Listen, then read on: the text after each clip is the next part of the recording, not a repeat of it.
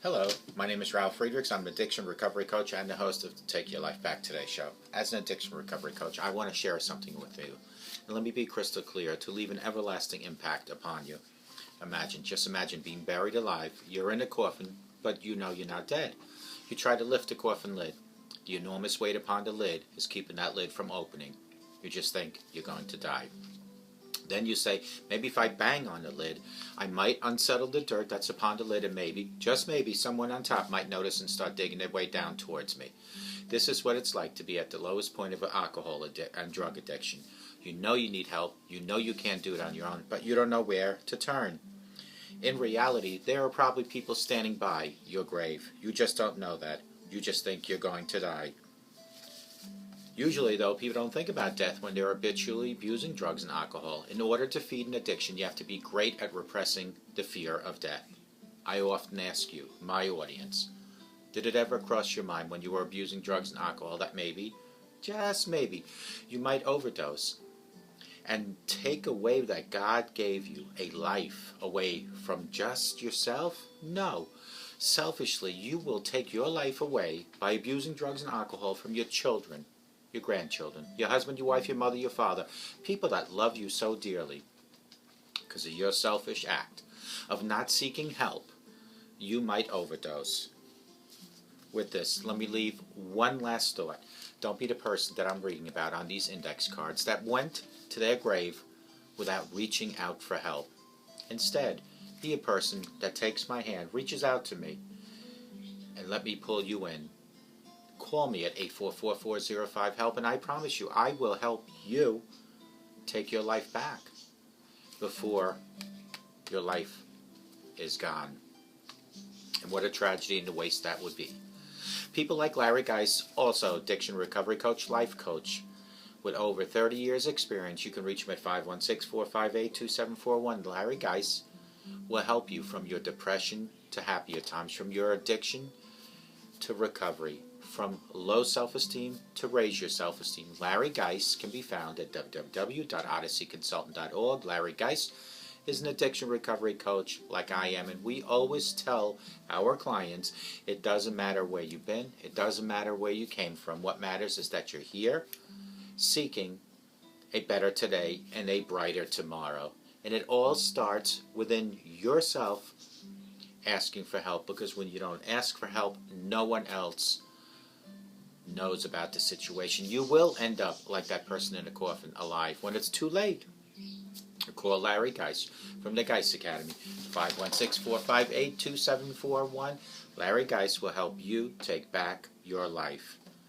And these are times where you really need to start thinking ahead. You need to pre-plan today and tomorrow. You cannot live day by day. No one can see the future, I grant you that. Yet we all must make guesses about it in order to make decisions and be better prepared for what comes our way in the future. The guesses that we make aren't based on seeing the future, but on our knowledge and past experiences with a little bit of insight mixed in.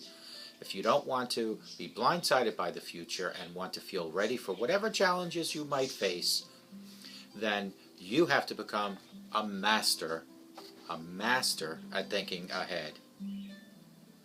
Determine what you want to plan or prepare for. The future is a big place with many eventualities, but chances are you want to address a specific situation, problem, or opportunity. Define this end to the best of all your ability. Use your intuition. Not all decisions are rational or carefully analyzed by all of us, and intuitive guesses can often be quite powerful. What feels right? What do you think will happen? When you use your intuition, you draw upon your experience and knowledge in a different way than when you make rational analysis. Listen to your first instinct. Intuition often works best before you've had time to study any detail. So pay attention to it, even if you do not act immediately on it, but your first intuition usually is the correct one. Intuition may clue you into emotional factors and subtle cues that you might otherwise have missed. If something feels wrong about a situation or you just don't like somebody, don't ignore it. Even if you can't put your finger on the problem, go and approach it. Use intuition as a lead rather than a solution. Investigate what might be causing your hunch or gut feeling and dig deeper until you find the answer. Number 3, consider what you already know. Prior to knowledge comes from many places. Have you tried something similar before? Do you know how somebody is likely to react? Have you seen something done, or could you read about others' experience with the same situation? Could you ask other folks? Can you try something out or gather data that might suggest what could happen? Number 4, detect your own bias. People tend to bias their guesses and actions in certain predictable ways. For example, recent events may play a larger role in influencing decisions than they warrant, or you may be more likely to believe something just because everyone around you believes that it is correct. If you think this sort of thing is happening, start looking closely at the hard evidence, like facts and numbers, and question your own assumptions. Consult a list of cognitive biases for common presumptions and biases and see if any of them apply directly to you. Invent hypothetical situations related to your objective. Ask yourself, what if, for various possibilities, and imagine possible outcomes, possible courses of events that could result. Especially think about possible consequences of different courses of action. Number 6, consider the worst scenario. What is the worst thing that could possibly happen, you might want to ask yourself. Evaluate the possible risks. In the worst case, something you and others could tolerate together. Could you learn, clean up a mess, try again, apologize, lose a bit of money, or cope with criticism or rejection?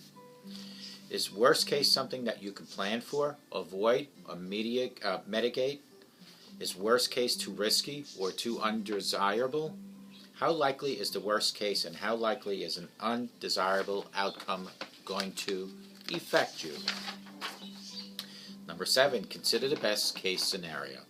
What is the best thing that could possibly happen? Evaluate the possible rewards. What can you do to bias the outcome towards the best case scenario? What should you set your goals on for this scenario? How likely is the best case, and how likely is the desirable outcome? Number 8, think of possible actions to take. If you're trying to think ahead, it is probably because you want to decide how to respond to some situation or need, so think the best possible responses. Number 9, evaluate those actions based on your experience and knowledge about how such events usually turn out. Choose or narrow down which action to take for these events. Number 10, prepare. Whatever you have to get ready, be it people, equipment, facilities, plans, or simple courage, get ready and move on. Number 11, try it. Act according to your forecast and your plans. Then let life take its course. See what happens.